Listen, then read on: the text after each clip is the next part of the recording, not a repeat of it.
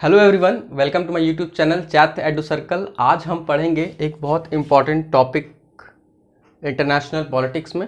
International institution क्या होता है और इंटरनेशनल इंस्टीट्यूशन का रोल क्या होता है। ठीक है, तो देखो, international institution refer to organization, agreement and framework established by multiple countries और स्टेट। तो देखो, इंटरनेशनल इंस्टीट्यूशन जो है, इंटरनेशनल इंस्टीट्यूशन क्या है? एक तरह का ऑर्गेनाइजेशन है, एक फ्रेमवर्क है, एक एग्रीमेंट है सभी देशों के बीच या कुछ मिले जुले दो देशों के बीच, जो क्या करती हैं, रूल्स और रेगुलेशंस बनाती हैं, एडवाइजरी जारी करती हैं। किस लिए? For our benefit. जो मतलब मान के चलो कि अगर कोई एक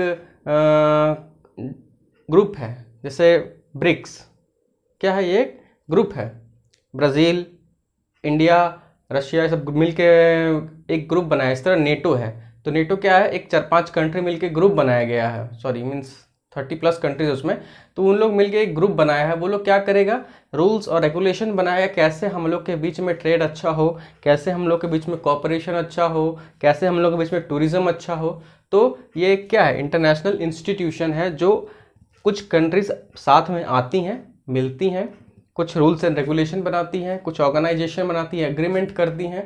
उसको हम लोग इंटरनेशनल इंस्टीट्यूशन कहते हैं। ठीक है ना? इनका क्या फोकस क्या होता है इन लोगों का? ये लोग फोकस करते हैं to facilitate cooperation, coordination and governance on various global issues. तो इन लोगों का मेन काम है कि कॉपरेशन कैसे मेंटेन किया जाए, एक दूसरे का साथ कैसे दिया जाए, कोऑर्डिनेशन कैसे बैठाया जाए, कैसे एक दूसरे से मिलजुल के काम किया जाए कि आगे का प्रोसेस क्या हो जाए, इजी हो जाए। ठीक है, ये लोग का ये मेन क्या है इन लोगों का मोटिव? कि गवर्नेंस किया जाए, मीन्स रूल्स और रेगुलेशंस लाया जाए, जिससे कारण क्या हो जाए कि जो अपकमिंग जो ग्लोबल इश्यूज हैं उनको क्या किया जाए? रिजॉल्व किया जा सके। ठीक है, देखो, आईजीयू मीन्स होता है इंटरनेशनल गवर्नमेंट ऑर्गेनाइजेशन। ठीक है, इसमें आ जाएगा नेटो, इंटरनेशनल मीन्स सॉरी, इसमें आ जाएगा वर्ल्ड हेल्थ ऑर्गेनाइजेशन, आ जाएगा आईएमएफ, आ जाएगा। ठीक है, और एनजीओ क्या होता है? जो होता है नॉन गवर्नमेंट ऑर्गेनाइजेशन, जो गवर्नमेंट की तरफ से ना बना के कुछ सोसाइटीज़ की तरफ से बनाया जाए। जैसे हो गया रेड क्रॉस ऑर्गेनाइजेशन, जो फूड्स प्रोवाइड करते हैं सिचुएशंस जहाँ ख़राब हों। तो फिर हो गया ऑक्सफैम, हो गया जो रिपोर्ट जारी करता है। तो ये सब क्या हो गया? ये सब हो गए नॉन गवर्नमेंट ऑर्गेनाइजेशन। ठीक है, their primary purpose is to address common challenges.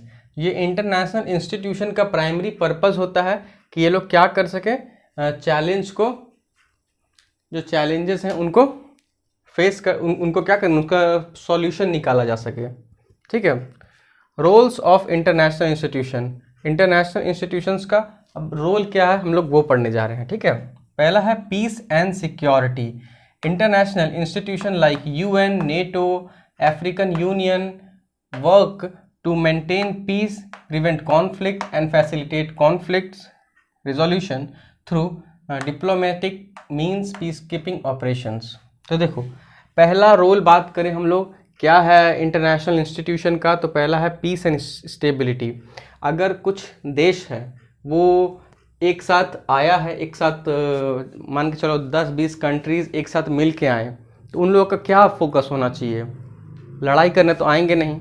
ठीक है, तो पीस एंड सिक्योरिटी मेंटेन करने आएंगे। इंटरनेशनल इंस्टीट्यूशन पर कोई बनेगा तो वो पीस, सिक्योरिटी, डेवलपमेंट, ये सब के लिए बनाया जाता है। ठीक है, तो इंटरनेशनल इंस्टीट्यूशन क्या है? लाइक जैसे यूएन हो गया, यूनाइटेड नेशन हो गया, नेटो हो गया, अफ्रीकन यूनियन हो गया। तो ये लोग क्या है? सब इंटरनेशनल इंस्टीट्यूशन है। ये लोग क्या करता है? पीस को मेंटेन करने के लिए रिजोल्यूशन पास करता है, कॉन्फ्लिक्ट को कैसे बचाया जा सके, कैसे दो देशों के बीच में कॉन्फ्लिक्ट ना हो, ये सब चीज़ों के बारे में इंटरनेशनल इंस्टीट्यूशन बताता है। ये रोल है उसका।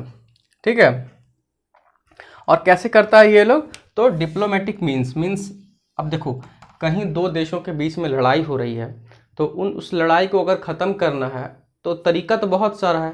हम लोग दोनों देशों से कोई और 2-4 देश इसके सपोर्ट में उतर जाए, कोई और 2-4 देश इसके सपोर्ट में उतर जाए, और दोनों लड़के जल्द से जल्द क्या कर सकें, जो जंग लड़ाई चल रही है उसको ख़त्म कर सकें। ये भी एक उपाय है।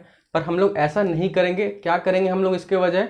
डिप्लोमेसी से इस प्रॉब्लम का सॉल्यूशन ढूंढेंगे। डिप्लोमेसी मीन्स कूटनीति से, मीन्स राउंड टेबल कॉन्फ्रेंस होगा, वहाँ पे सब देश के नेता बैठेंगे, सोचेंगे क्यों ये प्रॉब्लम हो रहा है, कैसे ये प्रॉब्लम को ठीक किया जाए। तो यहाँ पे जो रिजल्ट आएगा वो पीस कीपिंग ऑपरेशन से होना चाहिए, डिप्लोमेसी से होना चाहिए, ना कि वॉर से। तो पहला पॉइंट बोलता है पीस एंड सिक्योरिटी।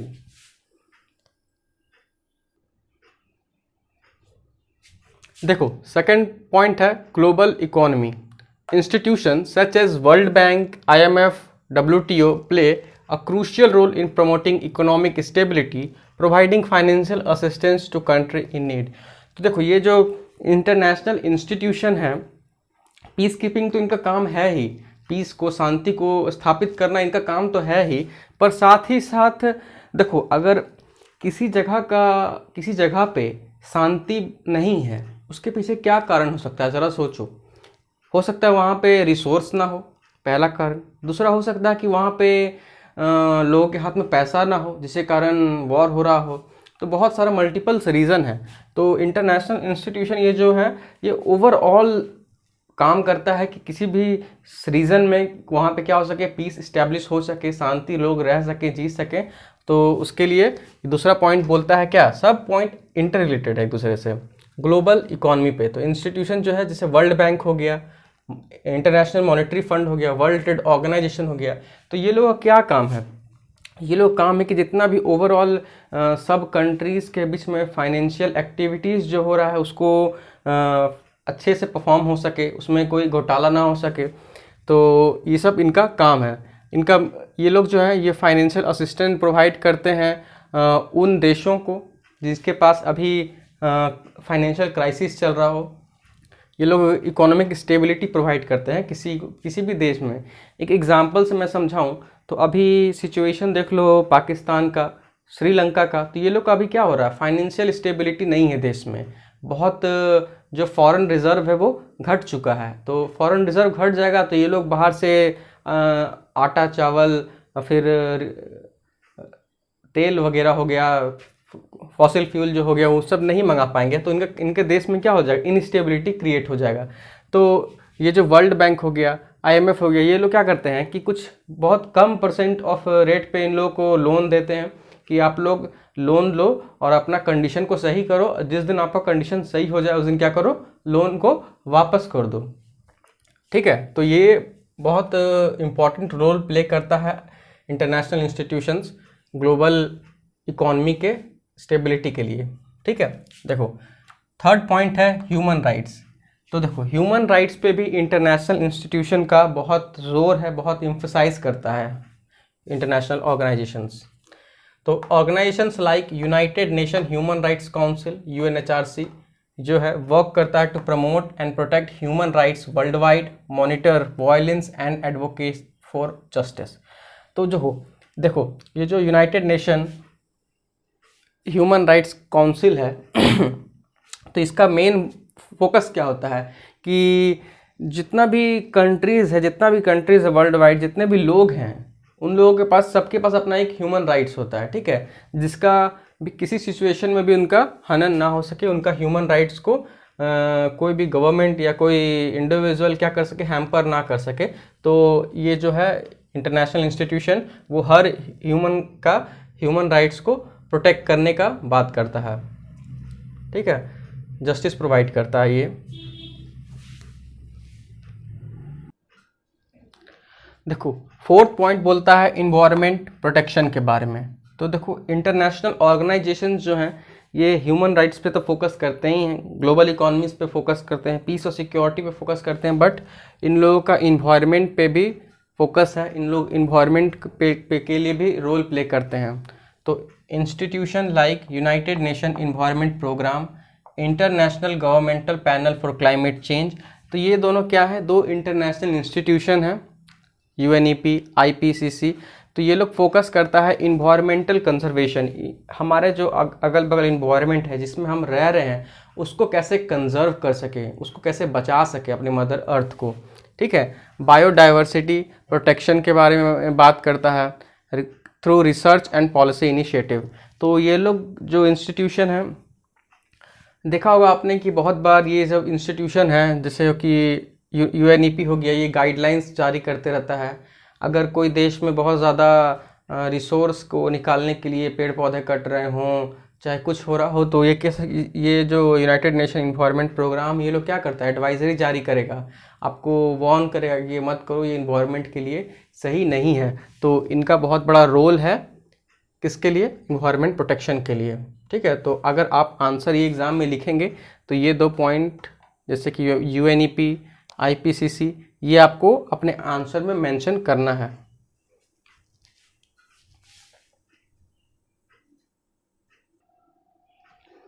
देखो 5वां पॉइंट है हेल्थ केयर। तो international bodies such as World Health Organization play a vital role in global health governance. तो देखो 5वां रोल है इंटरनेशनल इंस्टीट्यूशन का हेल्थ केयर। इंटरनेशनल बॉडीज है जैसे वर्ल्ड हेल्थ ऑर्गेनाइजेशन, तो ये लोग क्या करता है, एडवाइजरी जारी करता है। जैसे कि अभी देखो कोरोना वायरस आया तो उस समय क्या हुआ, वर्ल्ड हेल्थ ऑर्गेनाइजेशन ने पूरे वर्ल्ड को ये बताया कि जो कोरोना वायरस है ये एक पैंडमिक है जिससे हम लोग को लड़ना है।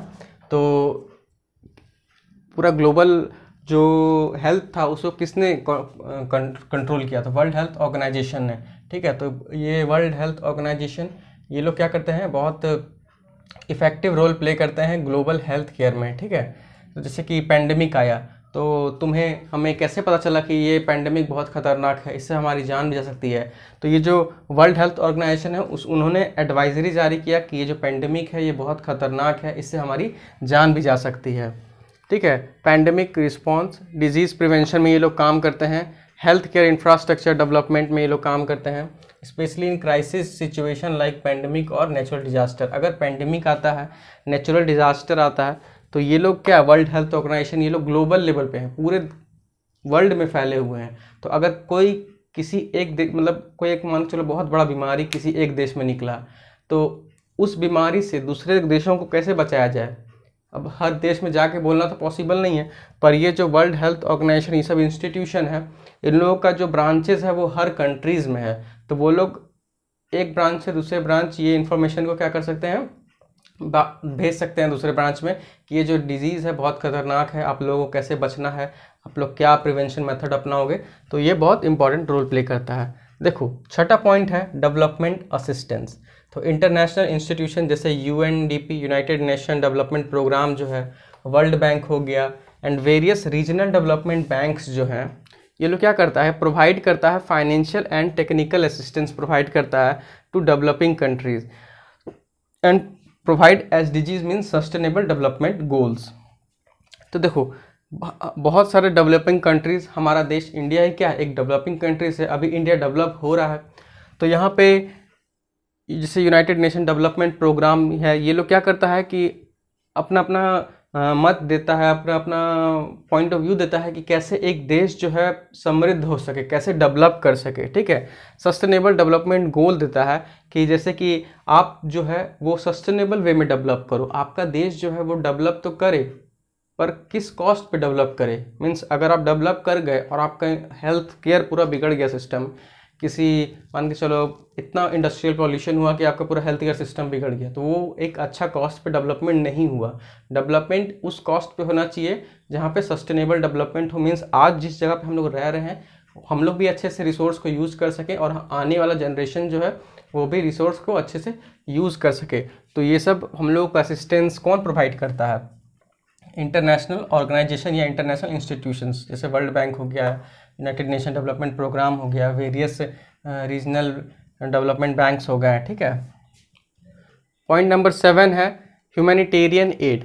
तो ये जो इंटरनेशनल ऑर्गेनाइजेशन है ये ह्यूमैनिटेरियन एड्स भी प्रोवाइड करते हैं। कब करते हैं ह्यूमैनिटेरियन एड्स प्रोवाइड, जब मान के चलो कि 2 देश के बीच में वॉर है और वहाँ के लोग क्या खाएंगे, कैसे जिएंगे, तो उन सब कामों को भी यूनाइटेड नेशंस हो गया, मीन्स इंटरनेशनल ऑर्गेनाइजेशंस के अंदर ये इन्वॉल्व है कि ह्यूमैनिटेरियन एड को भी सपोर्ट किया जाए। जैसे कि रेड क्रॉस एक इंटरनेशनल ऑर्गेनाइजेशन है, ये लोग क्या करते हैं कि जब भी किसी देश के बीच में वॉर हो तो वहाँ पे जो लोगों रेफ्यूजीज़ हैं जो भाग के आए हैं उन लोगों को कैसे जगह प्रोवाइड किया जाए रहने के लिए, खाने के लिए, तो ये सब इंटरनेशनल ऑर्गेनाइजेशंस करते हैं। ठीक है। दूसरा हो गया example United nation high commission for refugees, UNHRC। तो ये लोग क्या करते हैं, डेवलपमेंट असिस्टेंस या ह्यूमैनिटेरियन एड प्रोवाइड करते हैं उन सब लोगों को जो किसी भी वॉर या किसी भी नेचुरल डिजास्टर से सफ़र कर रहे हैं। ठीक है। तो I hope you like this video, आपको ये अच्छा लगा होगा। और अगर जो लोग यहाँ तक पहुँचे हैं, मैं उन लोगों को कहना चाहता हूँ कि अगर आप लोगों ने मेरे चैनल को सब्सक्राइब नहीं किया है तो करो, और नेक्स्ट वीडियो आपको क्या चाहिए वो आप कमेंट में लिखो। Thank you.